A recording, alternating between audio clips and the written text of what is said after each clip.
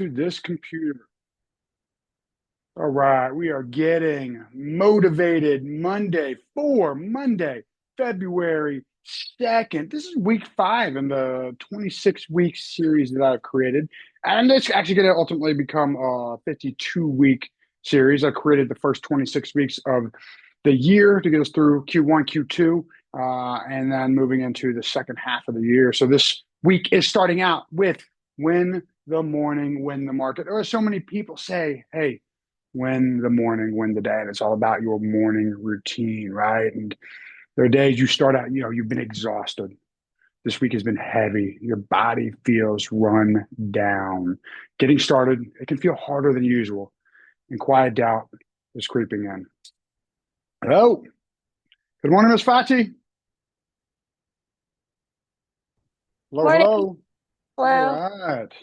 So far, it's obviously just you and me. So today's subject is win the morning, win the market. And, my opening thoughts today, it starts off, hey, sometimes you're feeling exhausted.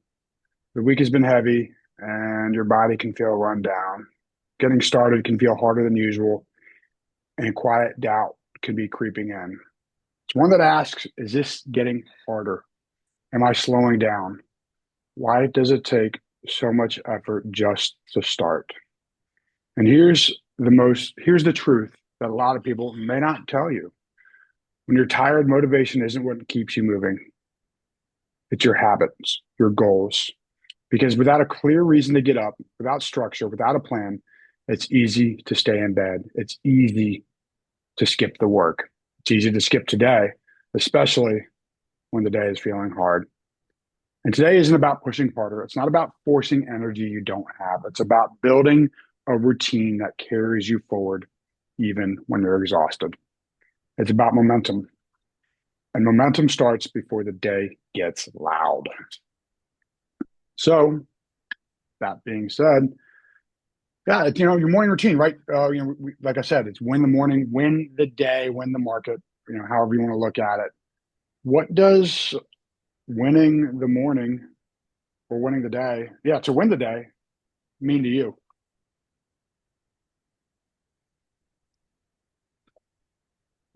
Um,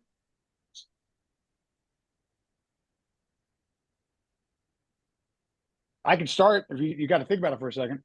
yeah, go ahead. For me, it's getting winning the morning is definitely getting my morning workout routine in, right? I just finished that a few minutes ago, and it's hard when the alarm goes off first thing in the morning. There's so many mornings that I can say I feel like I can't do it. That's like that first thought that crosses my head is I just want to hit that snooze button or just turn off the alarms and wake up when I wake up. And I definitely feel a lot more accomplished when I say, okay, I get up when I say I'm going to get up, and I start moving then. And then, after getting today's workout in, it was a solid workout. I feel, I'm not happy with it. It wasn't, I just got it done. It was good. Um, and then that gets me energized and, moving for the day. So I'm, you know, after it and now thinking about what's next. What about for you? Um, I guess getting up and having my morning routine. Hmm. I What think, is that? well, How do you waking currently up. start your mornings? Well, last year I was in a different place and Hmm. I was doing hot yoga every morning, Okay. but finances does not allow me to do that. And there's a difference between regular yoga and hot yoga. Um, So I would wake up and then I would do that and then I'd have my breakfast and I would just sit there for a minute with myself and collect my thoughts and which is called meditation and then I would go about my day. I got you. Morning, Scott. How you doing today? Hey guys, good morning. How are you? Doing all right. All right. So hey, today's topic is it's all about designing your morning routine. Win the morning, win the market, or win the morning, win the day. So we're talking about how we start our day to set yourself up for success and get yourself moving throughout the day. Do you have a current morning routine I that do sets actually. you up for success? Yep, I'm a morning person, so I usually am up by about 5:30. When I sleep in it, I make it to 6:30, which is like a miracle. But anyway, so I wake up every morning and I start my day with a message of the day from the Bible app. It Okay. lands on my phone at 5:30, so it's the first thing I see in the morning. So I'll start there. Then I've got a dog that I'll go for about a 2 mile walk slash run with. So just got done with that about a half an hour ago. And now I'm going How to the cold is gym. that? Are you layered up? Yeah, man. I mean, I had my park on this morning. It was cold, but nature calls for the dogs. So it's either take her for the walk or I have to deal with it in my house. So anyway, we're I pretty get it. disciplined and she likes it. And and then after like I said, I try to go to the gym on Monday, Wednesday, Friday for about an hour, Mhm. just get some weights in because I try to get my cardio with the dog in the morning. Yeah, And if I stick to my routine, I'm set up for success because then my mind's sharp and I'm ready to go. I got it. Yeah, I mean that's exactly right. I feel the same way. So for both of you, is there any habits that you have or a habit that you could add that would change your entire day? Like, and that could be for the good or the better, right? If there's a habit you stop doing, that you recognize, like, hey, this is something I absolutely have to keep going. Or is there a habit you could add to help you become more productive or achieve what you want to achieve? Get closer to achieving your goals faster. That's a good question. Like I said, when I stick to my routine, I'm pretty dialed in. Hmm. When I don't, for whatever reason, when I get knocked off track, it takes me a minute to really kind of get things going because I think I personally I'm a pretty routine type of guy. Like a routine helps drive me, uh, Hmm. and so anyway, but I think Now, if there's one thing I could do better is maybe eat a better breakfast. A lot of times I just have a cup of coffee and go, and then I don't even think about eating until it's lunchtime. Yeah, exactly. But if I have two mhm. cups of coffee, on the other hand, I'm so wired up that it's almost like I drank too much, if you will. I kind of crossed over to a little jittery. So Yeah, I get it. Now, what about, let's see if Fatih jumps back on here. What about, so you've got the morning routine dialed in for, life and in general. What about for your business? Do you have a morning routine for that?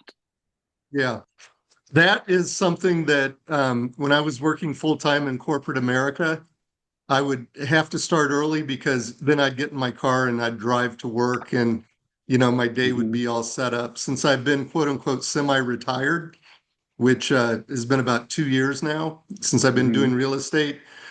My schedule for my business is not as stringent as it Yep. used to be. Okay. That's somewhat by design, but it's also could be better. I would certainly admit that it could be better um, as far as driving productivity. I got you. Now let's dive into that, right? Because you don't have, right, you're semi-retired, right? You said it's by design, which is great. That's amazing, because you and I, right, we clearly have very different goals. Like I'm driven, like drive. Like I work all the time, right? We're in two different places in our life, but at the same time, even if it's semi-retired, right? Do you have goals when it comes to the amount of production you want to create yearly for being semi-retired? Yeah. So my goal this year, it's not real aspirational, but the whole intent, Tony, what I found was like the first year when I was retired, I was like, oh, this is great, right? Well, I didn't have the pressure of work, but Yeah. it was also a little bit boring, frankly. Hmm. I'm 59. I'll be 60 this year, and so, I'm just at a point where I worked in corporate America for 33 years and was fortunate enough to make a good living and was able to retire early. Yeah. but I still got rubber on the soles of my shoes, if you know what I mean. I mean, I Hmm. still want to be productive. And after that first year of kind of being non-productive, I realized that, I need something to do. I still like to engage with people. I still like to win, if you will, because my career was in sales and marketing. Hmm. And so just kind of jumping off that treadmill and going cold turkey was not good. I tell people that I do some counseling too for people, financial counseling, and I tell them, I said, hey, just because you got enough money, that's not it, man. You still got life to live, and you have to have a glide path. So someone Hmm. told me you got to retire. You can't just retire from something. You got to retire to something. And what I've internalized as I've thought through that is, my family, of course, is my big why. Um, and my kids are grown, but I'm Hmm. still, actively part of their life. But the glide path that I talked about, instead of just going cold turkey, work, work, work, boom, not working anymore, you got to have something that just kind of keeps you engaged. Because if you don't, um, it's just as wearing as what work is, if that makes sense. Meaning, you wake up, you got to have purpose, you got to have something to focus on, something to do. Otherwise, the day people are like, oh, you're so lucky. I'm like, yeah, I'm lucky, but by the same token, uh I, I don't want to. I'm not just like looking to go sit in a rocking chair, right? I want to be productive, and I want to have an active lifestyle, and I'm still, want my kids to go, hey, dad's doing retirement pretty good. So real estate for Hmm. me for the last 2 years has helped fill that to a degree, and I've also been able to reconnect with a lot of old friends. I play golf in the good weather twice a week with a group of guys. So, my Okay. routines are different. It's not just working 40, 50 hours a week like I used to. It's trying to Hmm. kind of keep that balance, if you will. Yeah, no, absolutely. That's great. And a couple of things that you talked about, like especially like you have to retire to something. You know, one, I'm sure, I'm guessing you're familiar with like blue zones, and people who live have the longest lifespan, right? There's certain areas in the world where, for whatever reason, they have more centenarians. I believe that's the correct word than Yep. by population than any place else. And one of the biggest things is sense of purpose, right? Like Yeah. it's not just like you said. I mean, like with blue collar workers, statistically, like if blue collar when blue collar workers retire, they die within 2 years. And a lot of them, Yeah. because a lot of them, it's just they just shut down and stop, right? And so it's having that sense of purpose and continuing to do something, and whatever that goal is for you, right? And but at least for you, like my one of my questions: how long did it take you to get bored? Well, I'll tell you, the first 3 months, I would say, like a long summer, I was Hmm. like, wow, this is amazing. But, Hmm. I had so much pressure at work, and I had a lot of people in my organization, and it's just like every day I'd wake up to new problems, right? So suddenly that just disappeared, which made me, Uh-huh. it's like I could sleep well, I could do what I wanted. I wasn't like going from one meeting to the next. It was remarkable. And then after about 3 months, I didn't have a ton of emails because, the work emails were my primary emails, but Hmm. and I told my wife, I go, I think I've got a problem because I'm actually reading the spam ads that I get in my email. And so that was Uh, kind of the impetus for me to go get my real estate license. And I took the coursework just really to as something to get my mind on and learn something new. mhm. And Yeah. I've owned real estate over my lifetime, but I didn't know the ins and outs of how the business worked. As I was intrigued. And so anyway, I finished that coursework, and then I went and took the test and passed. And then I just sat on it for about 3, 4 months. And my wife goes, what are you going to do with that license? And I go, I don't know. And she challenged me to go, turn it on and start working. Like I said, I'm not trying to make a million dollars, but I do Mhm. want to help people out. And my kids are in their 20s, so part of what I'm trying to do with my business is help first time home buyers. which are a lot of my kids' friends now, Okay. and get them set up financially with, you got to save, you got to help them understand. And one of my sales last year was to a friend of my son's. He's 28 and he's first time home buyer, and he was able to buy a $400,000 house. And I've been kind of coaching him for 2 years on getting his money straight and everything, which was fantastic. And then we went and bought a house, and it was very fulfilling. Um, awesome. So my thought is okay, like you talk about for your business, right? Like what are so are you on track, I guess, for your goals for your business for this year? Well, I took 2 listings over the weekend, so I feel pretty good Okay. about that. Yeah. So my goal, I would love to sell a house. One house a month would be like phenomenal. That might actually be more than I actually want to do. One house every other month is what my goal is. Uh, so which you're probably going, that's very part-time, which yeah, by design. But Yeah. but but like I said, that's where I'm at. And One per month, right? You said? one per month would be ideal, but one every other month I'm satisfied with. So six to 10 houses a year is my goal. No. And it's interesting because if you look at like how much more productive that is than they say what 80% of it, 70 something percent of agents only sold one house or less last year. That's a Right. fantastic level of production, all right? Run one house. I mean, and if you say if it's first time home buyer, even if let's just go with the median price, right? 450 for Atlanta, Yeah, that's nine right. nine. I mean, that's a solid. That's almost 5 million. That's four to 5 million a year in sales, right? Yeah. And that's not a terrible. That's not a terrible retired lifestyle. And No, yeah, no, no. one house per month is, I mean, very very manageable. Yeah, that's like I said, that's the most that I would frankly want to do, just because I got other things. I like to travel, and like I said, I play golf twice a week and do things like that. One thing I realized, and you'll laugh at this, I think, because you know better than I, is when I came into real estate, I thought this would be a good quote unquote part-time job, which I guess you can make it that way. But when you're in the middle of a deal, there is no part-time. Like you're Hmm. in the deal, right? It's Yep. not like a 9 to 5 Monday through Friday, or I don't work on Tuesdays and Thursdays. It's like you're in the deal and it's going on that moment in time. And Yes. which is super cool. Um, Last year I did 4 deals. That was my second year in production, and the year before that I did one deal and one referral deal. So that's kind of my track record.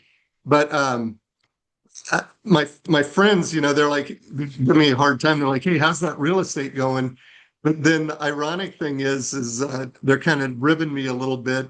Um, then when they have a real estate question or they need some help, who are they calling? They're calling me to get the insight. So it's actually worked out to be pretty good. And like I told you, I got one of them was a first time home buyer that was a friend of my son's. Another one is a buddy of mine who just has investment properties, and he called me up and said, "Hey, can you sell this condo for me?"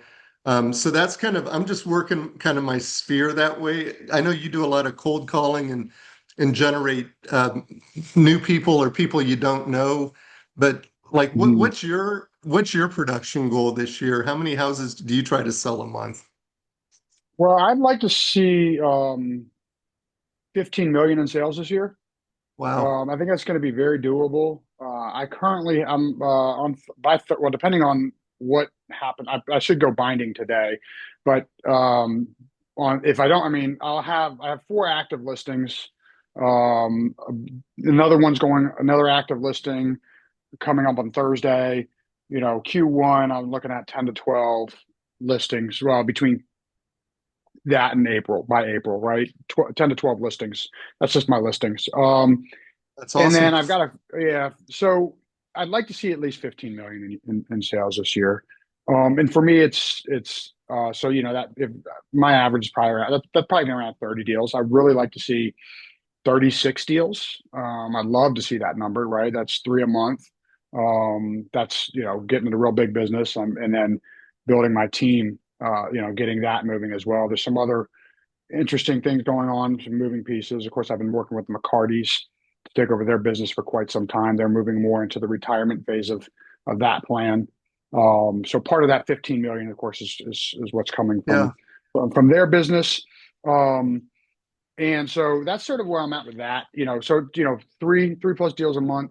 And starting out with it's February 1 and 5 listings. That's just that's a rocket ship for the start to the year. That's huge. Yeah. And so Are actually, most- I don't really do the cold calling anymore. oh, you don't?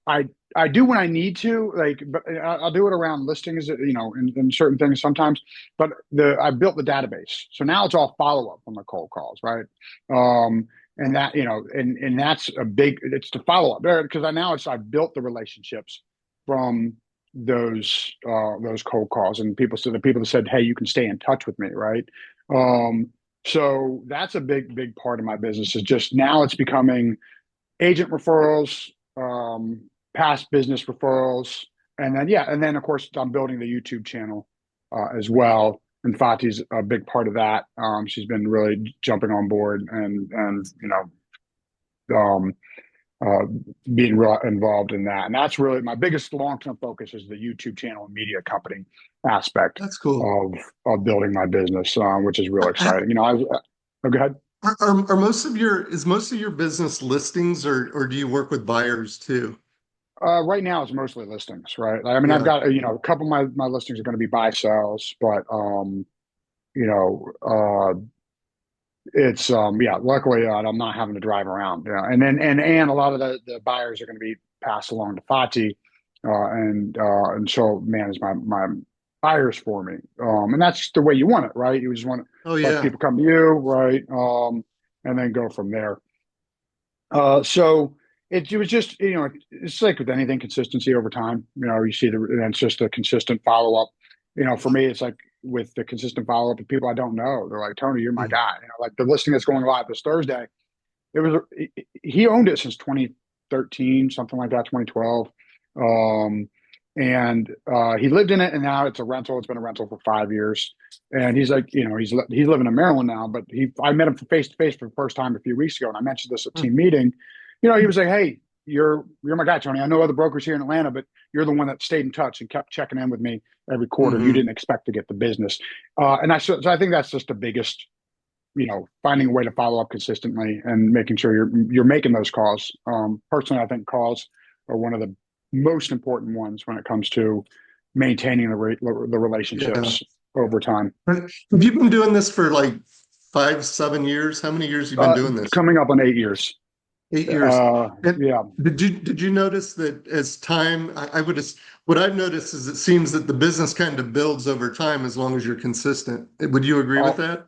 oh, 100%. Like I've Yeah. definitely seen that. It's the getting the referrals are getting a lot easier.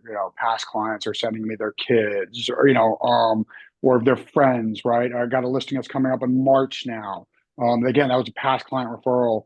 Um, and he was like, yeah, I got a friend who's in real estate in Roswell, but you come so highly recommended. You're my guy. Whatever your number is, right? And That's and awesome. that client that I worked so hard for, like we were talking about her house for 3 years, right? And I just kept checking in, and we finally, and that was like a kind of a crazy story because we were supposed to close on a house that wasn't the perfect home for her, and like her brother didn't like me because the house needed so much work. He thought I just put her in her home. I showed that woman 50 houses. Like that's not an exaggeration. 50 houses. And that was one she wanted to write the offer on. Well, hey, okay, let's go. Like I gotta write it. Like I can do what my client wants, even though I'm like, it's not really what you wanted. And I even asked the list agent, I said, is this a probate situation? No, it's not a probate situation. 2 days or a day before we're supposed to close, it's a probate situation. Oh, And God. they couldn't close. So, we terminate, we get our earnest money back. We could have sued because that wasn't disclosed. And we didn't. But the next day, the house across the street from that house goes on the market, and it was exactly what she wanted. And I was like, we got to see it. And she's like, we go see it. I hate it. Of course, she hates it because she's heartbroken, right? I call her up like, let's go see it tomorrow. Take an hour to tour the home. She brings her brother. She loves it. She's in the home now. So then of course that turned into the referral that I just mentioned. So yeah, it's just a combination of it's the referrals, and that definitely builds Yeah. over time and gets better over time. It's funny how things have a way of kind of working out. Whenever Hmm. something blows up and you just kind of stick with it. Sometimes the path changes a little bit, but it's usually for the better when you can see the full picture in hindsight. So Hmm. Yeah, yeah, exactly. Okay, so any like real quick, do you have any quick questions for like a quick open forum, or any questions that I can help you with your yeah. business? Well, so just like I said, I'm trying to work my network, and I'm in this weird place, Tony, because it's like I'd like to get my business going faster than it is, if you will. Hmm. I think everybody feels that way, but by the Yeah. same token, it's like I'm not I'm not trying to, like I told you, grow an empire here, but Hmm. I get a little bit like inundated, like I'm sure you do too, with all of these different ads and people pinging me and saying, "Hey, we've got these leads and different things." Have you ever like bought leads or done any of those things to generate new business, like Yeah, I've done like marketing paid wise? lead. Yeah, I've done paid leads. I'm not a fan. Okay. Yeah, because here's the thing: paid leads, like they're usually doing, they're getting it through the Google searches or whatever, however they're doing it, which means that those people are going to the internet. You don't know where they're searching, so you don't know how many agents are calling them, right? So, and how much of that is bad info. You're going to get a lot of bad info there. So, my first, when you talk about that, like, have you been consistent with just reaching out to your sphere in your database? Yeah. Are Yeah. you? I would say relatively consistent. I don't have like I make my calls quarterly Okay. to the people that are quote unquote fans, if you will. And last year that led to a half a million. My biggest sell, I did a $500,000 house that closed in November. Hmm. That came from that, so I know that works. It's just that how do I get the ball rolling a little bit faster, I guess is my question, without going out and just start making cold calls to random people. I'd rather work people I know. Yeah. Well, you said you called your fans. Are you Yeah. calling everybody in your phone that knows you? No. No, I'd start there because here's the thing: like, you'd be surprised. Like, again, like I have all these relationships. These are people that already know you, right? Yeah. And just like, for instance, my biggest sale, or second big, it was my initial. It was my first cold call. It was my first cold call closing, and it was my biggest sale for the longest time. 1.25 million. Wow. Um, I connected with him through a cold call, and it took 14 months past that time, I think something like that, to close that deal. But he was like, Tony, I just like the way you do your business. You don't reach out too often, right? And he was, he bought, but then we sold his home for around seven. I forget exactly what it was. Might have been 750. But the point was, so he bought up, right? But like, so if you start reaching out to the people that already know you, and it's like, hey, I want to help you take care of your home. I want to be a long-term resource, right? You do that a few times, you start building, and leave that message too. Don't just like, hey, it's Scott, give me a call back, right? But hey, I'm just checking in. Maybe I can help you with your home. This is the voicemail I leave every single time is, hey, this is Tony Toy Keller Williams. That time you're to check in, see if I can help you with any current or future real estate needs, including helping you take care of your home. And by reminding them that every single time, even if you get them on the phone, they read it or hear it, like it's a reminder. And there's Yeah. so many people that don't know me that come back like, yeah, you told me you know help me take care of my home. I don't need anything right now. That's great advice. Well, hey man, So I really I just wanted to tell you too, since we're just one-on-one here, I really appreciate your positive attitude and your energy you always bring to the office and willingness to help. You've helped me out with a few things over with inspections and just different questions that I've had, and it's doesn't go unnoticed. So I really appreciate your selfishlessness when it comes to helping others. So Thank you. I appreciate that. All good right. man. Well, hey, Have a great uh, have a great one. cool. You gonna be at team meeting tomorrow? Yeah, I'll see you tomorrow. All right. Awesome. Have a good one. Bye. See you, Tony. Bye. Bye.